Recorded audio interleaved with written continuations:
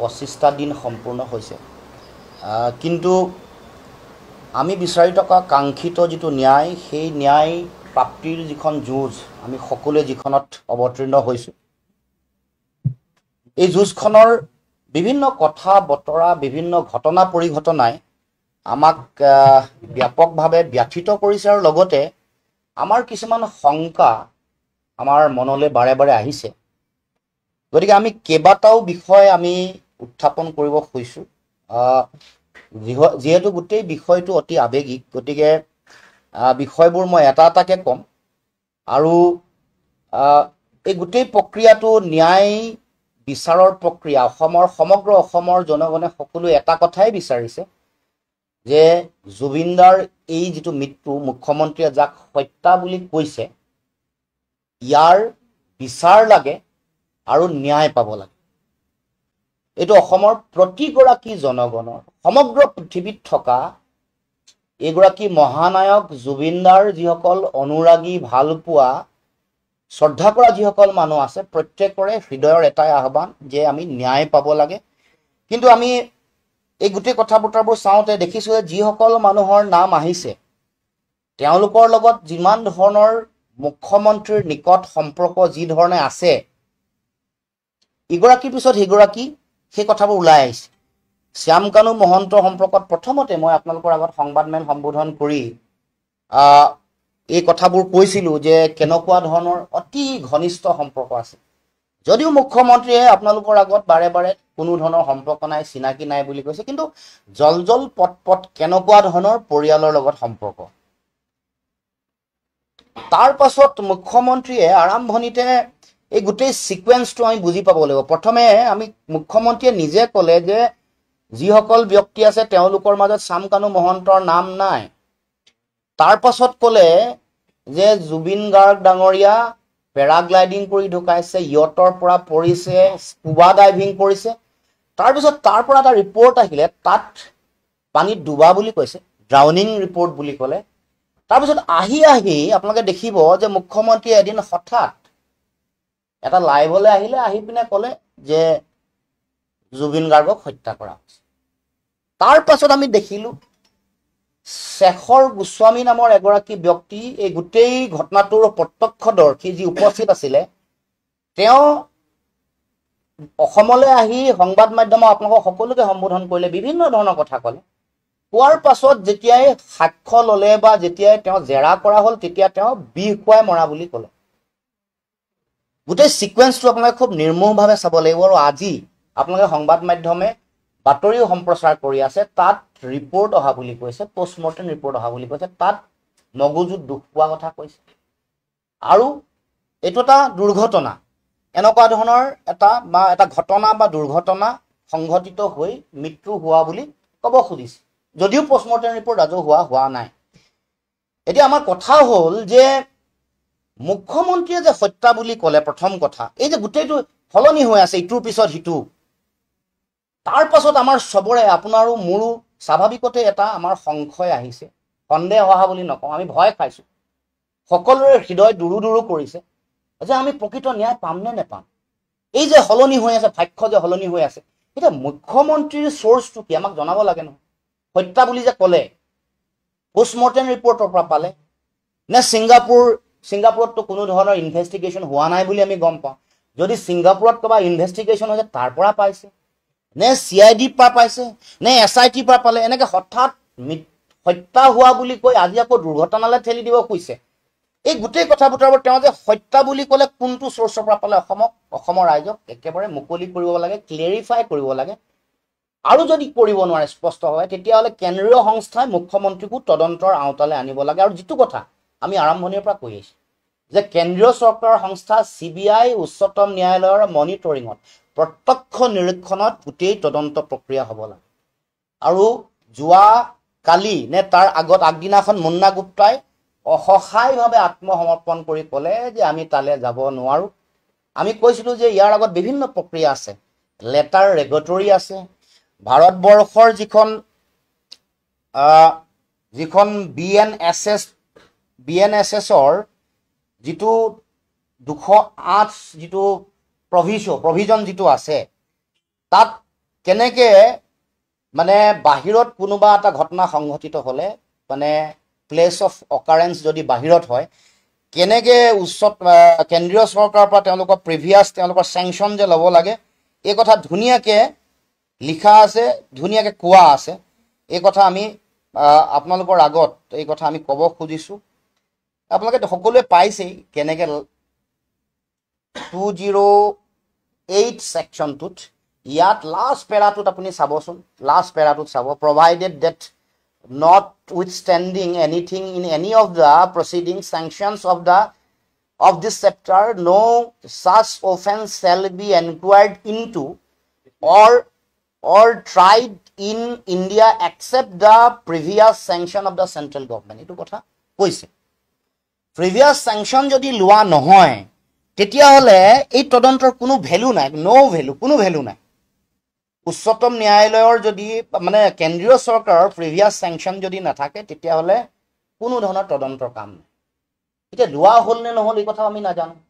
Letter এগটৰি কিন্তু central গভৰ্ণমেণ্টৰ home মিনিষ্ট্ৰীয়েহে দিব পাৰে, এইটো দিলে নে নাই এইটো নাজানো। তাৰ পাছত ভাৰতবৰ্ষৰ লগত এখন ট্ৰিটি আছে, আপোনালোকে জানে যে য'ত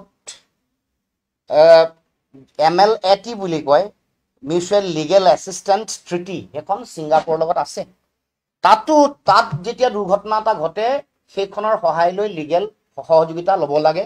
এই কামবোৰো কৰা হোৱা নাই। সেইকাৰণে আমাৰ সন্দেহটোৰ কথা কৈ আছোঁ, মুখ্যমন্ত্ৰীয়ে হত্যা বুলি কোৱাৰ পাছত ক্লেৰিফাই কৰা নাই ক'ত হত্যা কথাটো তেওঁ গম পায়। আমিতো জানিব লাগিব, গতিকে সেইটো ক্লেৰিফাই কৰিব লাগে, নহ'লে নতুবা তেওঁ তদন্তৰ আওতালৈ আহিব লাগিব মুখ্যমন্ত্ৰী। এতিয়া আমি এই কথাটো বিচাৰিছোঁ। এতিয়া মই আহোঁ যে অহা কাইলৈ আপোনালোকে শুনিছে অলপ সময় আগত মুন্না গুপ্তাই সংবাদ মাধ্যমৰ আগত কৈছে যে অহা 4 বজাত, কাইলৈ 4 বজাত পষ্টমৰ্টেম ৰিপৰ্ট দিব।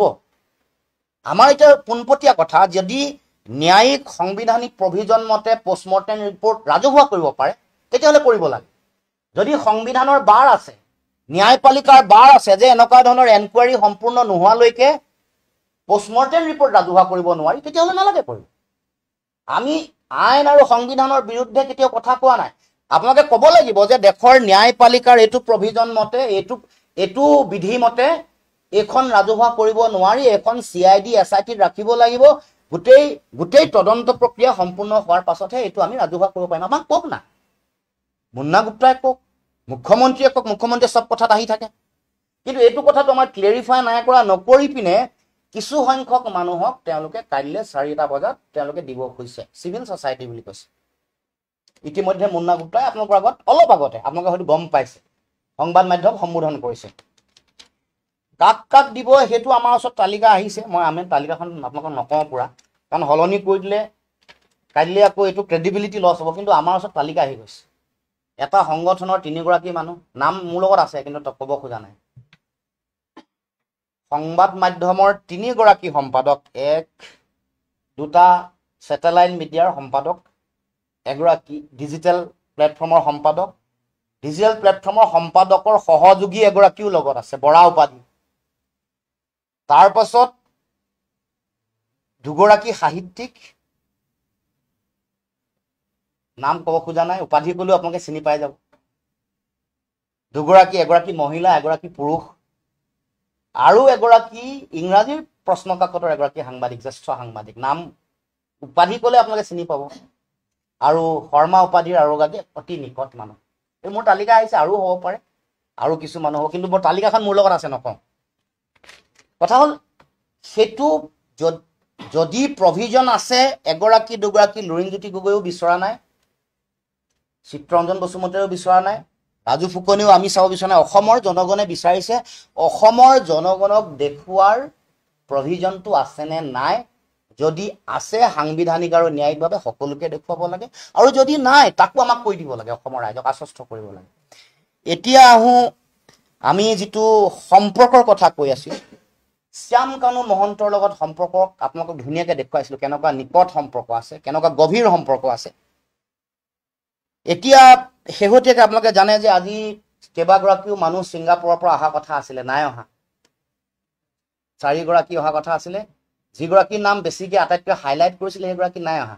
এতিয়া আপোনাক গম পাইছে হয় নহয় অভিমন্যু তালুকদাৰ নাই অহা কিন্তু অহাৰ কথা আছিলে কাটলি আটাইতকৈ বেছি দুগৰাকী আহিব বুলি কৈছে এগৰাকী ফুকন উপাধি আৰু তালুকদাৰ উপাধি আমি এইকেইদিন খুব অলপ চৰ্চা কৰিলো অভিমন্যু তালুকদাৰ কোন হয় এনেই ইয়াৰ অলপ দিনৰ আগত যেতিয়া আপোনাৰ চিন্তা চৰ্চা চলিছিলে কিছুমান কথা আহিছিলে শ্যামকানু মহন্ত অতি নিকট সিদ্ধাৰ্থ শৰ্মাগৰাকী বিজেপিৰ যিটো ইউথ তেওঁলোকৰ চেল হয় তাৰে সাংস্কৃতিক আহ্বায়ক হয় অলপ দিনৰ আগতে অহা কলিতা ৰূপ কুমাৰ কলিতা আগৰ সভাপতি বিজেপিৰ কলিতাৰ সম্বন্ধীয় হয় এইবোৰ কথা আপোনালোকে খবৰ পাইছে নহয় পাইছেনে নাই পোৱা নাজানো নামটো কৈ দিয়া নাই আগৰ বিজেপিৰ সভাপতি ইয়াৰ আগৰ সভাপতি তেওঁ সম্বন্ধীয় এতিয়া আজি আহিব বুলি ঢাক ঢোল বজাই থকা যিগৰাকী মানুহ সেইগৰাকীৰ নাম হৈ গ'ল অভিমন্যু তালুকদাৰ মানুহজন এইজন অভিমন্যু তালুকদাৰ এইজন মানুহ অভিমন্যু তালুকদাৰ আপোনালোকে দেখিছে মানুহগৰাকী মই যিমান খবৰ চবৰ ললো এনে মানুহৰ তেওঁ ইণ্ডিয়ান ইনষ্টিটিউট অফ মাছ কমিউনিকেশ্যনৰ পৰা তেওঁ পঢ়া শুনা কৰা এখন ৰাষ্ট্ৰীয় সংবাদ মাধ্যমত তেওঁ সাংবাদিক হৈ আছিলে হিন্দুস্তান টাইমছ নে টাইমছ অফ ইণ্ডিয়া কোনোবা এখনত তাৰ পাছত তেওঁ বিভিন্ন ধৰণৰ কাম কাজত জড়িত হৈ মাজে মাজে তেওঁ আলফাৰ লগত জড়িত হোৱা বুলি কয় চালফা বুলিও প্ৰচাৰ চলাই থাকে কিন্তু তেওঁলোকৰ মানুহৰ লগত ৰাতিপুৱা কথা বতৰা পাতিছিলোঁ তেওঁলোকে ক'লে যে নহয় যিসকল এতিয়া আত্মসমৰ্পণ কৰা যিসকল মানুহ আছে তেওঁলোকৰ লগতে কথা পাতিছিলোঁ কৈছে যে এনেকুৱা ধৰণৰ বহুত মানুহ আছে যিসকলে আমাৰ নাম লৈ ট্ৰেইনিং চেনিং নোলোৱাকৈ তেওঁলোকে পইচা পাতি ঘটি ধনী হ'ল বহুত এনেকুৱা বহুত মানুহ আছে এনে কৈ থাকে আৰু ছিংগাপুৰত বিভিন্ন মানুহৰ লগত কথা বতৰা পতাৰ পিছতো আমি দেখিলোঁ যে মানুহগৰাকী অত্যন্ত মিষ্ট্ৰিয়াছ বহুত টকা পইচা থকা মানুহ বহুত বেছি পইচা চইচা আছে তাৰপাছত বহুত লেভিছ লাইফষ্টাইল গাড়ী চাড়ী বহুত কিন্তু মানুহগৰাকী তাত মিষ্ট্ৰিয়াছ কিন্তু আমাৰ মুখ্যমন্ত্ৰী ডাঙৰীয়াৰ লগত তেখেতৰ কিন্তু বৰ নিকট সম্পৰ্ক তেওঁ যেতিয়া এডভান্টেজ আছামৰ অনুষ্ঠানলৈ গৈছিলে তাত তেওঁ ছিংগাপুৰত অষ্টলক্ষ্মীৰ আপোন মানুহৰ সৈতে বুলি তেওঁ টুইট কৰিছে টুইটাৰ তাৰপিছত আপোনালোকে পাব ইয়াত কেইখনমান আপোনালোকে দেখিব যে এইকেইখন ফটো এখন ক্ল'জ ফটো আছে ইয়াত মুখ্যমন্ত্ৰী তলতে বহি থকাজনেই হৈ গ'ল আমাৰ অভিমন্যু তালুকদাৰ তলতে বহি আছে ইয়াত আপোনাৰ এখন এই যে যিটো কথা আলোচনা চলি আছে কোনোবাই কথা বতৰা পাতিছে এইজন ইয়াত দুটামান ফটো দেখুৱালো তাৰ পাছত তেওঁ ইমানেই প্ৰভাৱশালী মানুহ এটা মুখ্যমন্ত্ৰী ডাঙৰীয়াক এটা এৱাৰ্ড দিছিলে নহয় এই যে স্মাইল এছিয়া ফাউণ্ডেশ্যনে যিবোৰ মুখ ফটা উঠ ফটা মানুহৰ 25,000 কৰাৰ কাৰণে কি এৱাৰ্ডটোৰ নাম পাহৰিছো গুৱাহাটীৰ যিটো আমাৰ ভিভান্তা তাত এৱাৰ্ড দিছিলে এৱাৰ্ড ল'বলৈ মুখ্যমন্ত্ৰী যোৱা নাই কিন্তু তাত এইগৰাকী মানুহ আহিছে অভিমন্যু আহিছে ইয়াতে বিধায়ক এগৰাকী আছে আৰু মুখ্যমন্ত্ৰীৰ পত্নীও সেইদিনাখন উপস্থিত আছিলে এইখন আৰু ইয়াত চাব এইখন অভিমন্যু তালুকদাৰ উপস্থিত আছে চাব এয়া এইখিনি মই ফটো দেখুৱাই আছো কি কৈছে সেইটো আপোনালোকক কম আৰু তেওঁ যেতিয়া অসমলৈ আহি বেলেগ কাৰ্যসূচীত অংশগ্ৰহণ কৰে তেওঁ তামুলপুৰ জিলাৰ ডিচিৰ মানে তেওঁলোকে আয়োজন কৰা এটা অনুষ্ঠানত তেওঁলোকে কৃতি ছাত্ৰ ছাত্ৰীসকলৰ সম্বৰ্ধনা অনুষ্ঠান ডিচি ডেপুটি কমিশ্যনাৰ তামুলপুৰ তেখেতৰ নাম পংকজ চক্ৰৱৰ্তীয়ে তেওঁ নিজে ডিচিৰ যিটো তেওঁলোকৰ অফিচিয়েল তেওঁলোকৰ পেজ আছে তাত তেওঁ এনেকৈ লিখিছে অভিমন্যু তালুকদাৰ আহা বুলি আৰু স্মাইল এছিয়া ফাউণ্ডেশ্যনৰ তেওঁ জেনেৰেল ছেক্ৰেটাৰী বুলি কৈছে আৰু এই বিভিন্ন ফটো ইয়াত দেখিব বিভিন্ন ফটো আছে এইবোৰত অভিমন্যু তালুকদাৰ তাৰমানে ইমানে প্ৰভাৱশালী মানুহ যে প্ৰশাসন যন্ত্ৰই যেতিয়া তেওঁলোকৰ বিভিন্ন কাম কাজত তেওঁলোকক মাতে তেওঁলোকৰ অফিচিয়েল যিখন প্লেটফৰ্ম তাত তেওঁলোকে মানে তেওঁলোকক তেওঁৰ ফটো আপলোড কৰে অভিমন্যু তালুকদাৰ কোন এই কথা মানে কেনেকুৱা ধৰণৰ সম্পৰ্ক ৰিলেশ্যন এইটো আপোনালোকক দেখুৱালো এতিয়া আহোঁ যিটো স্মাইল এছিয়া যিটো অনুষ্ঠান এই অনুষ্ঠানৰ লগত তেওঁ জড়িত এইটো কৈছে তেওঁ এটা চেণ্টিনেলে তেওঁক প্ৰশ্ন কৰিছিলে তেওঁ এটা মানে ইণ্টাৰভিউ লৈছিলে how did you get involved in Smile Asia এই কথাটো ক'বলৈ যাওঁতে বহুত কথা আছে আপোনালোকে পঢ়ি ল'ব ইয়াত দীঘলীয়াকৈ মই লিখি থৈছোঁ ইয়াত এটা সাংঘাতিক ছিগনিফিকেণ্ট দুটা কথা কৈছে দেই এই দুটা আপোনালোকে শুনিব তেওঁ earlier it was called Operation Smile এছিয়াটোক অপাৰেশ্যন স্মাইল বুলি কৈছিলে and I was part of the team that organized the first international medical mission at the MMC hospital. তাৰমানে মহেন্দ্ৰ মোহন চৌধুৰী হস্পিটেল আছাম এটা গ্লোবেল এটা অনুষ্ঠান ডাঙৰ অনুষ্ঠান এটা মানে স্মাইল অপাৰেশ্যনৰ গ্লোবেল এটা অনুষ্ঠান এটাই অপাৰেশ্যন স্মাইল নামৰ অনুষ্ঠান এটা কাম কৰিছে প্ৰথম গ্লোবেল কামটো কৰিছে ক'ত অসমত ক'ত কৰিছে MMCত আৰু এই প্ৰথম গ্লোবেল ৱৰ্ক বুলি কৈছে এইটো সিগনিফিকেন্ট কথা মনত ৰাখিব এইটো সিগনিফিকেন্ট লাইন নিজে কৈছে দেই তেওঁ নিজে কৈছে তাতকে সিগনিফিকেন্ট লাইন এটা আছে এইটো আপোনালোকে পঢ়িব যে কৈ আছে very important to mention here that all these were only possible because of the active and personal involvement of people like Ranjit Borthakur, then chairman of the India legal entity, Ratan Tata, chairman of the Tata Trust, and Himanta Biswa Sarma, then Minister of Health Assam. মই নাই কোৱা তেওঁ নিজে কৈছে active আৰু personnel involvement তেওঁলোকৰ কাৰণেহে বোলে স্মাইল এছিয়া নামৰ এই ফাউণ্ডেশ্যনে এই যিটো কাম কৰি এইটো লেভেললৈকে যাবলৈ active and personal involvement of Himanta Biswa Sarma নিজে কৈছে না কোনটো পৰ্যায়ত এই গোটেই সম্পৰ্কটো কথা কৈ আছো স্মাইল এছিয়াই কৰা কামটো আমি কেতিয়াও বেয়া পোৱা নাই উঠ ফটা 25,000 মানুহৰ তেওঁলোকক সাৰ্জাৰী হ'ল ভাল হৈছে এইটো আমি ধন্যবাদ জনাম কিন্তু সম্পৰ্কৰ গভীৰতা আৰু কেনেকুৱা ধৰণৰ কথা বতৰা জড়িত ইমান দিনে যে তেওঁ অহা নাই আৰু আজিও যে নাই অহা আৰু তাত মানুহৰ মাজত যিটো তেওঁৰ মিষ্ট্ৰিয়াছ যিটো পজিশ্যন এইখন বোৰ্ড এখন চাই লওকচোন এখন গভৰ্ণিং বোৰ্ড এইজন ৰঞ্জিত বৰঠাকুৰ অসমীয়া তেওঁ ভাৰতৰ পতাকা আছে তেওঁ কো চেয়াৰমেন অভিমন্যু তালুকদাৰে কৈছে যে মই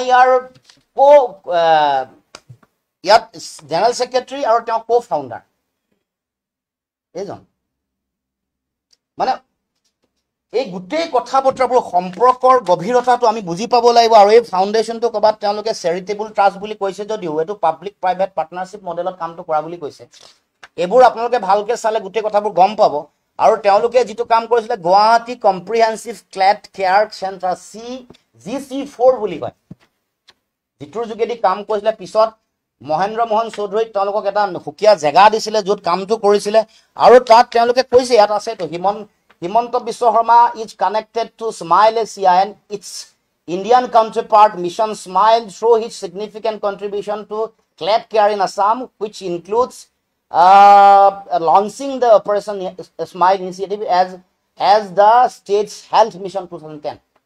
It was a dhuniya.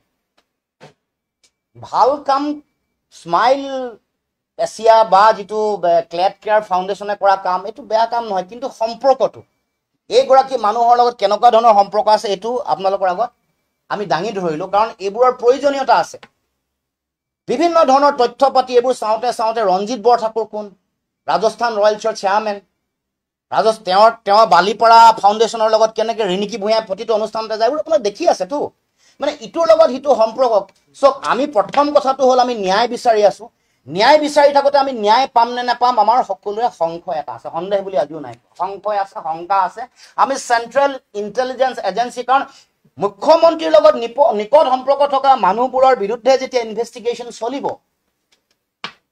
তেতিয়া সম্ভৱ নে যদি তেওঁলোকৰ বিজেপিৰ লগত সম্পৰ্ক আছে যদি তেওঁলোকৰ লগত এনেকে ৰাজ্যিক সভাপতিৰ যদি নিকট মানুহ হয় সেইগৰাকী ৰূপকমল বুলি কোৱা মানুহগৰাকীক আনিলে ধুনীয়াকে সিকিউৰিটি আনিলে 4 এপিবিএনৰ নিখা ৰাখিলে পিছদিনাখন আকৌ সিকিউৰিটি দিয়াৰ পৰত থৈ আহিলে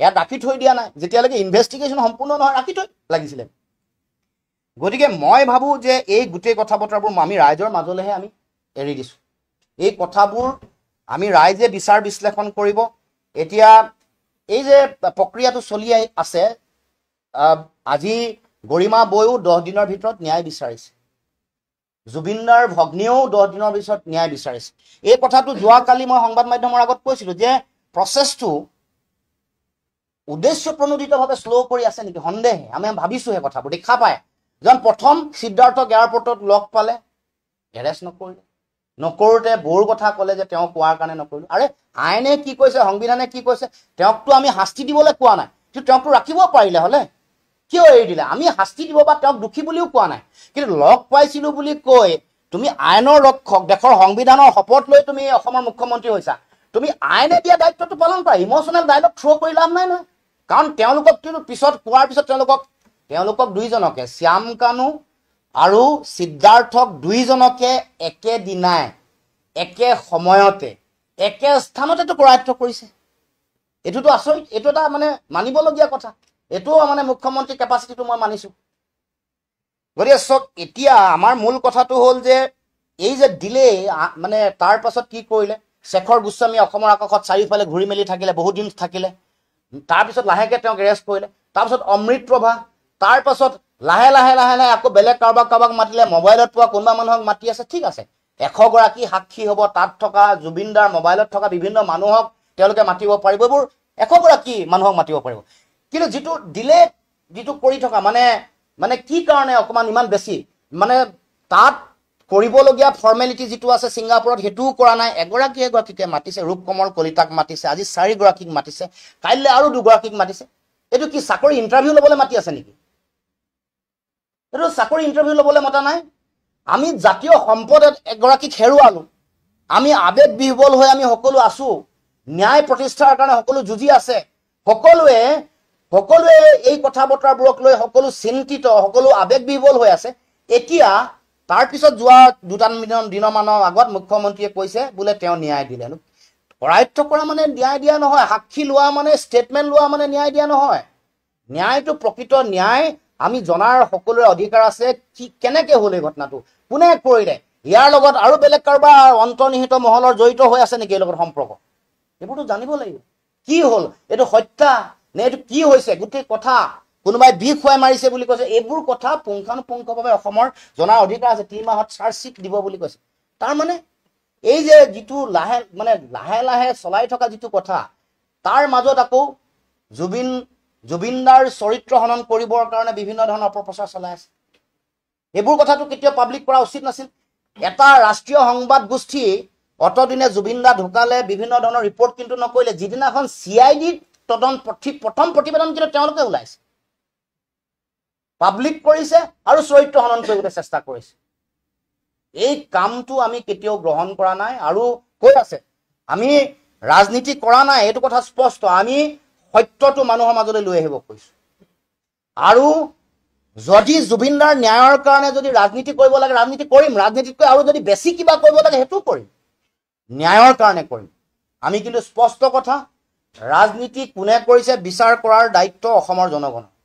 আমি ৰাজনীতি কৰা নাই, আমি সত্য প্ৰতিষ্ঠাৰ কাৰণে, ন্যায় প্ৰতিষ্ঠাৰ কাৰণে যুঁজি আছো, যুঁজি যাম। নীৰৱে নহয় সৰবভাৱে যুঁজিম, চিঞৰি চিঞৰি যুঁজিম। যিকোনো পৰ্যায়লৈ যাব লগা হ'লে সেইকোনো পৰ্যায়লৈ আমি যাম, এই কথাটো স্পষ্ট কথা। গতিকে আমি আৰু কিছুমান কথা আপোনালোকক ক'ব খোজো যে কিছুমান কথাৰ এতিয়াও মানে গোটেই কথাবোৰ ওলাই অহা নাই। এতিয়া এইবোৰ কথা আমি জনাৰ খুব প্ৰয়োজন আছে। মানে এই য়ট পাৰ্টি কোনে আয়োজন কৰিছিলে, কোনে বুক কৰিছিলে, আমি আজিলৈকে গম নাপাওঁ। কোনে লৈ গ'ল, এখন প্ৰিপন হ'ল। যিটো সময় আছিলে ছিংগাপুৰত, আপোনালোকে যদি অলপ ইনভেষ্টিগেট কৰে গম পাব, যিটো সময় নিৰ্ধাৰিত সময়ত এই য়ট পাৰ্টিলৈ যাব লগা সময়ত তাৰ আগতে প্ৰিপন কৰি দিলে। কিছুমান মানুহে যাব নাপালে দেই, এইবোৰ ভিতৰুৱা খবৰ। মই আগতেও কিছুমান খবৰ দিছিলোঁ, তথ্য ক'ব নোৱাৰো কাৰণ তেওঁলোকে মানা কৰিছে। নোকোৱাৰ কাৰণে আপোনালোকে সেইবোৰ কথা পিছত আপোনালোকে নিজেও গম পাইছে, মই যি কৈছিলোঁ সত্য কৈছে, মই যি কৈছিলোঁ সঁচা কৈছিলোঁ, আপোনালোকে নিজেও গম পাইছে। কিন্তু কোনেও আপোনালোকেও ক'ব নোৱাৰে, তেওঁলোকৰ মানে ভৱিষ্যতৰ কথা জড়িত হৈ আছে কাৰণ। কিন্তু কথা সত্য, এই প্ৰিপন কৰিলে, কোনে কৰিলে, কি লৈ গ'লে এইবোৰ জানিব লাগিব। এই সিদ্ধাৰ্থক অসমীয়াত কোনে লিখি দিলে, কোনে অসমীয়াত লিখিলে, সেইজন মানুহকতো চিনাক্তকৰণ কৰিব লাগিব। ভিডিঅ' কোনে উলিয়ালে হয় নাই, টুকুৰা টুকুৰাকে সম্পাদিত ৰূপত কোনে ভিডিঅ' উলিয়াই দিলে, সেই ভিডিঅ'টো এতিয়াও কিয় উলিয়াই দিয়া নাই, এইবোৰ কথা আমাৰ জনাৰ অধিকাৰ আছে। আমি এইবোৰ প্ৰশ্ন কৰিমেই, এইবোৰ প্ৰশ্নত আপোনালোকে বাধা দিব নোৱাৰিব। আৰু গোটেই ঘটনাটোৰ লগত শ্যামকানু মহন্তই বিভিন্ন ধৰণে তেওঁৰ কথাবোৰ সাঙুৰ খাই আছে। তেওঁৰ ককায়েক তথ্য আয়ুক্ত ভাস্কৰ জ্যোতি মহন্ত, আগৰ DJP ভাস্কৰ জ্যোতি মহন্তই নিজে পদত্যাগ কৰিব লাগিছে। আজি যদি তথ্য বিচাৰো, শ্যামকানু মহন্তৰ ইমান ধৰণৰ ফাইনেন্সিয়েল বিত্তীয় কেলেংকাৰী কথা আহিছিল, আজি তথ্য বিচাৰিলে কোনে দিব? তাৰতো মূল মানুহজনটো তথ্য আয়ুক্ত গৰাকী। আমি যিটো তথ্য পাম সেইটোতো ডিষ্টৰ্টেড তথ্য এটা পাম, শুদ্ধ তথ্য পাম নেকি? এইটো জনা শুনা কথা, কমন চেন্সৰ কথা। তেওঁ নিজে কৰিব লাগিছিলে পদত্যাগ, নহলে চৰকাৰে বৰ্খাস্ত কৰিব লাগিছিল। এইবোৰ কাম কিয় কৰা নাই? আচৰিত কথা। সেইকাৰণে এইবোৰ কাম আমি এইবোৰ কথা কমেই আমাৰ মুখ কোনেও বাধা দি ৰাখিব নোৱাৰে। আৰু আমি ৰাজনীতি কৰা নাই, ৰাজনীতি কৰিব লগা হলে কৰিম জুবিনদাৰ ন্যায়ৰ কাৰণে। আৰু কেইটামান বস্তু আমি দেখিছোঁ আমাৰ দৃষ্টিগোচৰ হৈছে, তো আপোনালোকেও লাহে লাহে গম পাইছে। জুবিন দা নামৰ এই বিশাল সত্তাটোক তেওঁৰ যিটো মানে হেৰি আছিলে, এইটোক ম্লান কৰিবৰ কাৰণে কিছুমান কাম কাজ চলি আছে। এতিয়া তেওঁৰ বিৰুদ্ধে যিসকল ব্যক্তিৰ নাম আহিছে তেওঁলোকক মানে ধুৰন্ধৰ দগাবাজ বুলি নক'ব বুলি আপোনালোককো বহুত জেগাত বহুত ঠাইত মানে এটা প্ৰেছাৰাইজ কৰা আৰম্ভ কৰিছে। বেয়াকৈ ক'ব নালাগে যিসকল অপৰাধী, এইবোৰ চলিছে চৰকাৰী যন্ত্ৰৰ পৰা, আপোনালোকে খবৰ পাব। আৰু জুবিন দাক যুগনায়ক, মহানায়ক, জাতীয় জীৱনৰ এগৰাকী স্বাভিমানী চেতনাৰ পুৰুষ, এই কথা বতৰাবোৰ লাহে লাহে নাইকিয়া কৰি সংবাদ মাধ্যমৰ প্ৰতিও আহ্বান জনাইছোঁ। যিটো আপোনালোকে কথা কওঁতেও জুবিনৰ তদন্ত এনেকৈ ধৰণে নক'ব, অন্ততঃ জুবিনদাৰ তদন্ত বুলি যাতে সন্মানসূচকভাৱে কওক, এইটো আমাৰ বিনম্ৰ আহ্বান। জুবিন দা বুলিয়ে কওক বা জুবিন গাৰ্গ ডাঙৰীয়া বুলিয়ে কওক, আপোনালোকৰ যদি মানে মহানায়ক বুলি কোৱাত ক'বাৰ যদি কাৰোবাৰ অসুবিধা আছে, আমাৰ ক'বলৈ নাই, আমাৰ দৃষ্টিত মহানায়কে জাতীয় জীৱনৰ। কিন্তু এই যিটো জুবিনৰ তদন্ত, এই ধৰণে যাতে অকণমান জুবিনৰ তদন্তৰ ৰিপৰ্ট আহিল, এনেকুৱা ধৰণৰ কথা যাতে অন্ততঃ সেই ধৰণে আমি আহ্বান জনাইছোঁ। বিনম্ৰতা, এইটো আমাৰ চেণ্টিমেণ্ট, এইটো আৱেগ কাৰণে আমি ক'ব খোজোঁ, এইটো আমাৰ আৱেগ। সেইকাৰণে এই ধৰণৰ যিটো অলপ পাতল কৰি দিব পৰা যিটো মানে চেষ্টা বিভিন্ন ধৰণে চলি আছে, সেইটো নাইকিয়া হ'ব লাগে। আৰু এটা গুৰুত্বপূৰ্ণ বিষয় আপোনালোকে সকলোৱে জানে যে চিতাভস্ম জিলাই জিলাই দিব বুলি কৈছিলে, কিয় দিয়া হোৱা নাই? 23 তাৰিখে তেখেতৰ অন্ত্যেষ্টিক্ৰিয়া কৰা হৈছিল। আজিৰ দিনলৈকে কিয় পঠিওৱা হোৱা নাই? কিয় নাই? জিলা হেডকোৱাৰ্টাৰসমূহত তেওঁ চিতাভস্ম ৰাখিব লাগিছিলে। এটা মানে চৰকাৰীভাৱে নহ'লেও ৰাজহুৱাভাৱে কৰিবলৈ, শ্ৰদ্ধাঞ্জলি জনাবলৈ আমাক জনগণক, অসমৰ জনগণক কিয় সুযোগ দিয়া নাই? কিয় এইটো হেঁচা মাৰি ৰাখিব খুজিছে? মানে বুজি পোৱা নাই কথাটো। এইটো আচৰিত কথা। আৰে আজিলৈকে আৰু এই কথাটো কোনো এষাৰো মাত মতা নাই। শ্যামকানু মহন্তৰ ঘৰটো আপোনালোকে জানেতো, এইটো চিল কৰা হৈছিলে। চিল কৰাৰ পিছত পত্নী কেনেকৈ সোমাব পাৰে? ঘৰলৈ গৈ তলা খুলি কেনেকৈ সোমাব পাৰে? এইবোৰ কথাৰ উত্তৰ পামনে, বিচাৰ পামনে? সেইকাৰণে আমি আমাৰ ৰাজনৈতিক আইডেণ্টিটি থকাৰ পিছতো আমি নাম কোৱা নাই। আমি নিজৰ আইডেণ্টিটিৰ হিচাপত আপোনালোকৰ আগত এই কথা বতৰাবোৰ কৈছোঁ আৰু ক'ব খুজিছোঁ, সত্যৰ কাৰণে, সত্য প্ৰতিষ্ঠাৰ কাৰণে, ন্যায় প্ৰতিষ্ঠাৰ কাৰণে যুঁজি আছোঁ, যুঁজি যাম, মনে মনে নহয়, সৰবভাৱে আৰু আমি সজাগ সচেতন হৈ আমাৰ অসমৰ মানুহৰ কথা আমি কৈ যাম আৰু যুঁজি যাম। মই কালি মুখ্যমন্ত্ৰী ডাঙৰীয়াৰ বক্তব্য শুনিছোঁ।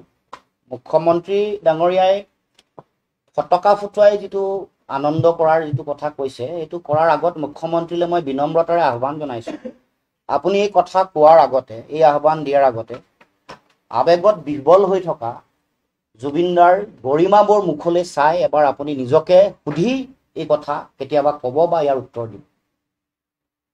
আৱেগিক হৈ থকা বা আৱেগে দহি থকা যিখন মুখ, সেই মুখখনলৈ এবাৰ চাই মুখ্যমন্ত্ৰীয়ে বক্তব্য ৰাখিব বুলি মই আহ্বান জনাইছোঁ বিনম্ৰতাৰে। আৰু মুখ্যমন্ত্ৰীক মই অৱগত কৰি দিব খুজিছোঁ, সনাতনী সংস্কৃতিৰ কথা কৈছে। সনাতনী সমাজত পৰিয়ালৰ কোনোবা এগৰাকী মানুহ ঢুকালে ফূৰ্তি ফাৰ্তা কৰিবলৈ ন্যূনতম এবছৰ। আপোনালোকে জানে যে প্ৰথম বছৰেকীয়া নোহোৱালৈকে কোনো ধৰণৰ বিবাহ বা আনন্দ ফূৰ্তি কৰা কোনো অনুষ্ঠান আমাৰবোৰ ঘৰত নহয়। মুখ্যমন্ত্ৰীয়ে হয়তো ক্ষমতাৰ আগত কথাবোৰ পাহৰি গৈছে। সনাতন সংস্কৃতিটো কোনোবা ঘৰত, কোনোবা আমাৰ সকলোৰে পৰিয়ালৰ অংগ। জুবিন দা ঢুকোৱাৰ পাছত ন্যূনতম সাধাৰণতে এটা বছৰ সকলোৱে ৰৈহে এনেকুৱা ধৰণৰ কাম কাজ পায়। ঘৰ নলয় কেতিয়াও, ঘৰত বিবাহ অনুষ্ঠিত নহয়, ঘৰত যিকোনো মানুহ ঢুকালে, এইটো হৈ গ'ল সনাতন সংস্কৃতি। দেৱালী আহি থাকিব প্ৰতি বছৰে বছৰে আহি থাকিব।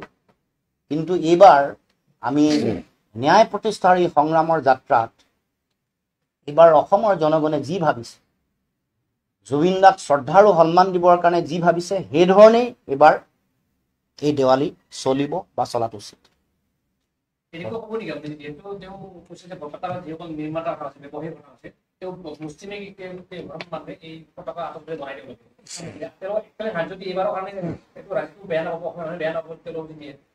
নিশ্চয় সেইটোৱে, কাৰণ এইটো চৰকাৰৰ ঘৰত ন্যূনতম পইচা যিটো পইচা তেওঁলোকে দিব পাৰে সাহায্য দিয়ক, সহযোগিতা কৰক তেওঁলোকক। থলুৱা ব্যৱসায়ী যিসকল আছে বৰপেটাত আছে, বৰপেটাতে থলুৱা আতচবাদীৰ কাৰণে কিছু মানুহে কৰে, তেওঁলোকক দিয়ক এককালীন সাহায্য। যিটো মুখ্যমন্ত্ৰীৰ দায়িত্ব এটা, জাতীয় দায়িত্ব এটা, এই দায়িত্ব পালন কৰক।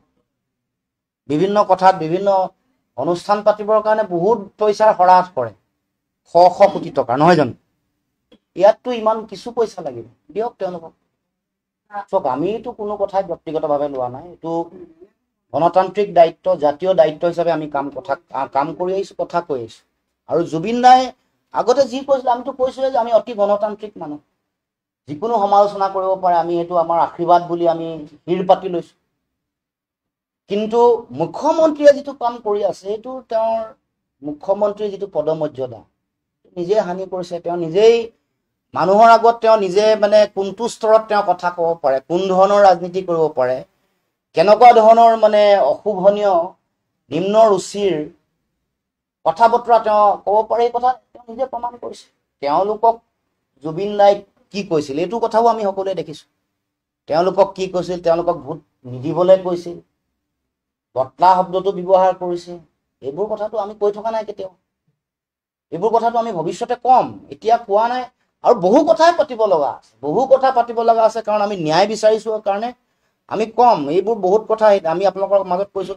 তেওঁলোকক কিয় জুবিন দাক চাৰ্টাৰ ফ্লাইটত দিল্লীৰ পৰা আনিব নোৱাৰিলে, কিয় দেশৰ বহি পৰিক্ৰমা মন্ত্ৰী ছিংগাপুৰলৈ গৈ ৰিচিভ কৰিম বুলি কৈছিলে জুবিন দাৰ নশ্বৰ দেশ, কিয় কৰিব নোৱাৰিলে, কিয় ছিংগাপুৰৰ পৰা দিল্লীলৈ আনোতে কোনো এয়াৰ এম্বুলেন্সেই হওক বা চাৰ্টাৰ ফ্লাইটত কিয় আনিব নোৱাৰিলে, দিল্লীত ৰিচিভ কৰোঁতে কেন্দ্ৰীয় চৰকাৰৰ প্ৰতিনিধি থাকিব লাগিব। আমিতো আমাৰ নিজৰ মন্ত্ৰীগৰাকীক বিচৰা নাই, কেন্দ্ৰীয় চৰকাৰৰ প্ৰতিনিধি কিয় তাত উপস্থিত নাথাকিলে? মুখ্যমন্ত্ৰীৰ দায়িত্বত তাত ৰিচিভ কৰাটো নহয়তো, অসমত ৰিচিভ কৰা। তাৰ পাছত চাৰ্টাৰ ফ্লাইটখন কি হ'ল, এইবোৰ কথা আমি ক'বলৈ আছে বহুত। ৰাষ্ট্ৰীয় মৰ্যাদা দিম বুলি কৈছিলে, দিলে নে নিদিলে, এইবোৰ আমি পিছত প্ৰশ্ন অৱতাৰণা কৰিম। আমি সৰু সজাই খেলপথাৰৰ মাজত জুবিনদাৰ নশ্বৰ দেহ থাকিব, সমগ্ৰ পৃথিৱীত লক্ষ লক্ষ মানুহ চাৰিওফালে থাকিব, এটা বিৰল মুহূৰ্তৰ সাক্ষী হ'ম বুলি ভাবিছিলোঁ। সেইটো আমি এটা ভিজুৱেলাইজ কৰিছিলোঁ, ভাবিছিলোঁ। কিন্তু পিছত যেতিয়া মানুহে কোৱাৰ দৰে কাৰ পাৰ্কিঙত ৰাখিলে, এইবোৰ কথাটো আমি আলোচনা কৰিবলৈ বাকী আছে, ৰ'ব কৰিবলৈ এইবোৰ আছে, সময় দিয়ক, আমি ন্যায় পাই লওঁ। এইবোৰ কথা এটা এটাকে আলোচনা কৰিম। তেওঁ হাৰি যাম বুলি ভাবিছে, হাৰি যাব নোৱাৰিবতো। এইবোৰ একেবাৰে তুচ্ছ তাচ্ছিল্য কৰি তৰল মন্তব্যৰে মুখ্যমন্ত্ৰীক কৈছোঁ, আপুনি অসমৰ মুখ্যমন্ত্ৰীৰ আসনত বহি আছে, ইয়াৰ এটা সাংবিধানিক এটা মৰ্যাদা আছে। আপুনি এই কথা বতৰাবোৰে নিজকে মানে এটা হেৰিলৈ লৈ নাযাব, নিজক এইবোৰ প্ৰমাণ নকৰিব যে মই ইয়াৰ কাৰণে উপযুক্ত নহয়, এইটো চেষ্টা নকৰিব। গতিকে মই আগন্তুক দিনসমূহত আমি আৰু বহুত কথা পাতিম, এটা এটা কথা পাতিব লাগিব। এইবোৰ কথাৰ হিচাপ নিকাচ হ'ব লাগিব, অসমৰ ৰাইজে সকলো কথাৰ হিচাপ নিকাচ ল'ব। কোন ক'ত আছিলে, কোন নাই, কিয় চলি থাকিলে, জুবিনদাৰ মৃত্যুৰ পিছতো নৰ্থ ইষ্ট ফেষ্টিভেল বেলেগ নাম লৈ কিয় চলি থাকিলে, সেই নৰ্থ ইষ্ট ফেষ্টিভেলত তেওঁৰ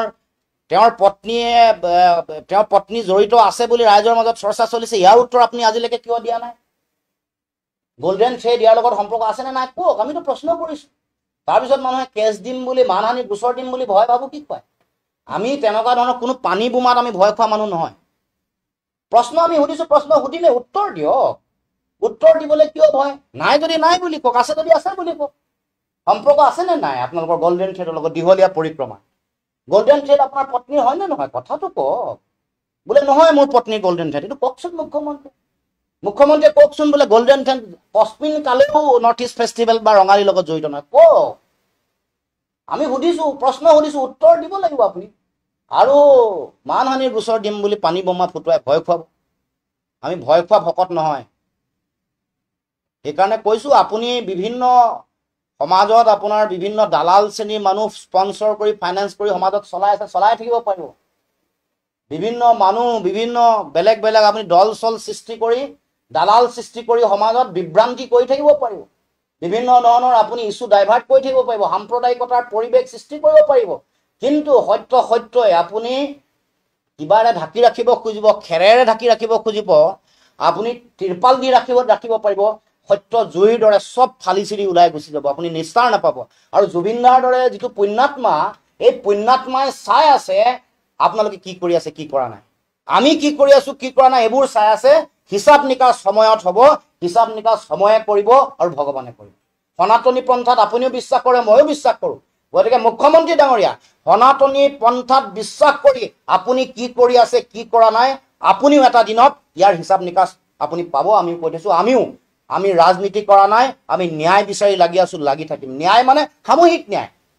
ন্যায় মানে ইয়াৰ লগত গোটেই জড়িত হৈ থকা সকলো কথা বতৰা পুংখানুপুংখনত বিচাৰ হ'ব লাগিব। কোনোবাই কৈ দিয়ে যে আমি ন্যায় মানে এনেকুৱা এটা বাকচত ভৰাই থৈ দিব পৰা বিষয় নহয়। ন্যায় সামূহিক সকলো কথা বতৰা এটা নেৰেটিভ দিব খোজা হয়। ন্যায় মানে আমুকক আমুক কৰি দিব লাগে। আমুকক আমুক কৰিবলৈ যাওঁতে আমুকৰ লগত আৰু কোন ওপৰত কোন জড়িত হৈ আছে এইটোতো চাব লাগিব। সেইবোৰ বিচাৰ হ'ব লাগিব। আমি কোনোবা এটা ইছ্যু বনাই আপোনালোকৰ ডিজাইনত কাৰোবাক ফিটিং কৰি এটা নেৰেটিভ বনাব, ধন্যবাদ ল'বলৈ নেৰেটিভ বনাব, প্ৰশংসা ল'বলৈ নেৰেটিভ বনাব। আপোনালোকৰ ইছ্যু বনাই কাৰোবাক ক'বলৈ দিব, আপোনালোকৰ মানুহ এজেণ্ট মেলি থৈ দিব চাৰিওফালে বিভিন্ন মাধ্যমসমূহত। আমি দেখা পাই আছোঁ।